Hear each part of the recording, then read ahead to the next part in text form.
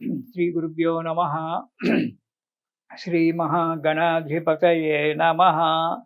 ఇక ఫిబ్రవరి మాసంలో చివరి రాశి మీనరాశి. ఈ మీనరాశి వారికి కనుక ఈ నెలలో ఫిబ్రవరి మాసంలో కనుక మనం చూసుకున్నట్టయితే స్థాన చలనము, ఉద్యోగంలో మార్పు రావడం జరుగుతుంది.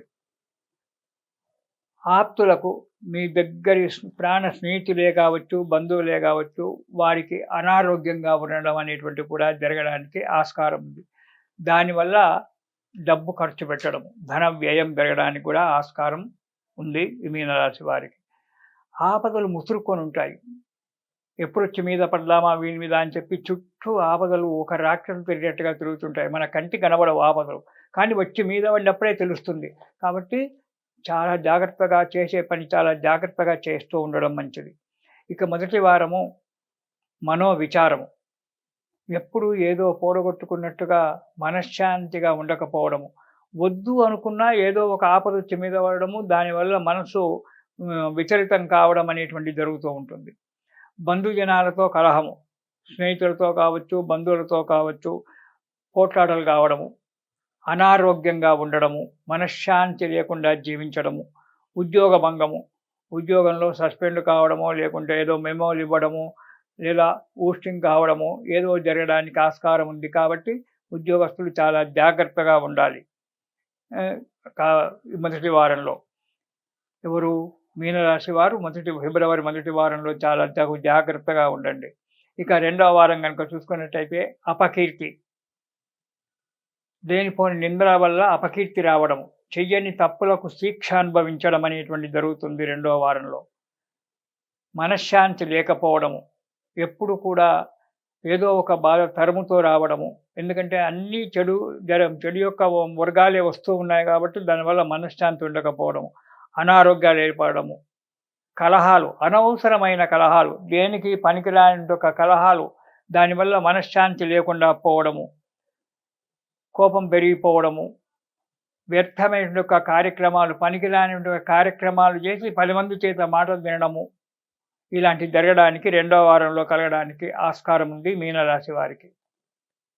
ప్రతి విషయంలో కూడా జాగ్రత్తగా ఉండండి. ఇక మూడవ వారం కనుక చూసుకున్నట్టయితే విశేష భయము, విపరీతమైన భయం ఉంటుంది. ఎవరో వచ్చి ప్రతిరోజు క్షణక్షణం ఎవరో వచ్చి తరుముతో కొడుతున్నట్టుగా అనే భయం ఉంటుంది. ఇందులో రుణబాధ పెరిగిపోతుంది. నువ్వు ఏదైతే రుణం తీసుకున్నావో, అప్పు తీసుకున్నావో, ఆ అప్పు ఇచ్చేటువంటి ఒక వ్యక్తులు వచ్చి ఇంటి ముందులో కూర్చొని ఇస్తావా చేస్తావా అనేటువంటి కూర్చునేటువంటి ఒక పరిస్థితి ఏర్పడడానికి ఆస్కారం ఉంది మీనరాశి వారికి. రుణబాధలు పెరిగిపోతాయి. సదా విచారము, ఇంట్లో ఉన్న కొన్ని వస్తువులు కానీ, భూములు కానీ, కొన్ని వస్తువులు బంగారం కానీ అమ్ముకొని అప్పులు కట్టేటువంటి ఒక పరిస్థితి ఏర్పడడానికి ఆస్కారం ఉంది ఈ మీనరాశి వారికి. ఈ నెలలో తగు జాగ్రత్త. సదా విచారము, ప్రయాణ బడలికలు, ఎక్కడెక్కడో తిరగడము, ఇవన్నీ తప్పించుకోవాలంటే బయట ప్రయాణం చేయడము, దానివల్ల డబ్బు నష్టము, ఆరోగ్యం నష్టము, ఈ రెండు కూడా జరుగుతుంది. దీనివల్ల అధిక శ్రమ పడడము, కొంత ఆస్తిపాస్తులు పోవడం అనేటువంటి కూడా జరుగుతూ ఉంటుంది. ఆస్తులంటే చరాస్తి, బంగారము మొదలైనటువంటి వస్తువులు అమ్ముకొని రుణబాధలు తీర్చుకోవడమా, లేకుంటే కార్యక్రమాలు చేయడమా, లేదా భూములు వచ్చిన దగ్గరికి భూములు అమ్ముకోవడమా, ఇవన్నీ కూడా జరగడానికి ఆస్కారం ఉంది.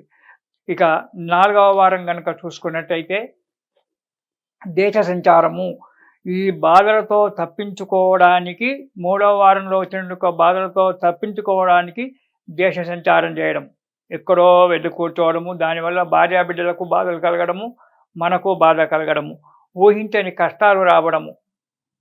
పారిపోతే కష్టాలు వెళ్ళిపోవు. ఉండి ఎప్పుడైతే ఎదురు నిలబడి కనుక ఎదురు తాకినట్టయితే కష్టాలు పోతాయి. అందుగురించి మీరు అనవసరంగా భార్యాబిడ్డలను వదిలిపెట్టి, తల్లిదండ్రులను వదిలిపెట్టి దూరంగా పారిపోయి ఏదో వాళ్ళకు మనశ్శాంతి లేకుండా మీకు మనశ్శాంతిగా లేకుండా చేసుకోకండి. దేశ సంచారం చేయడము, ఊహించని కష్టాలు రావడం, అనారోగ్యంగా ఉండడము, కుటుంబ కలహాలు, ఇవన్నీ కూడా దొరుకుతున్నాయి. ఇవన్నీ కూడా ఈ మీనరాశి వారికి ఈ నెలలో మనస్తాపాన్ని కలిగించేటువంటి ఒక ఫలితాలే కనబడుతూ ఉన్నాయి. మనస్సు మనస్సు ప్రశాంతంగా ఉండి ఏదో సుఖజీవనం చేసేటువంటి ఒక యోగ్యం కనబడడం లేదు. కొన్ని స్థిరాస్తులలో కొన్ని పోవడానికి ఆస్కారం ఉంది. ఇటు బంధువుల చేత కావచ్చు, ఇతరత్ర వాళ్ళ చేత కావచ్చు, కొన్ని కష్టాలు రావడానికి ఆస్కారం ఉంది కాబట్టి వీటన్నిటిని మనసులో పెట్టుకొని బాధపడుతూ ఉండకుండా ప్రతిరోజు నియమం తప్పకుండా ఈ మీనరాశి వాళ్ళు దుర్గా స్తోత్రం పారాయణం చేయండి ప్రతిరోజు కూడా. ఎందుకంటే దుర్గా దుర్గతి నాశిని అని చెప్పి, దు అంటే కష్టాలు, గా అంటే పోడగొట్టేటువంటిది.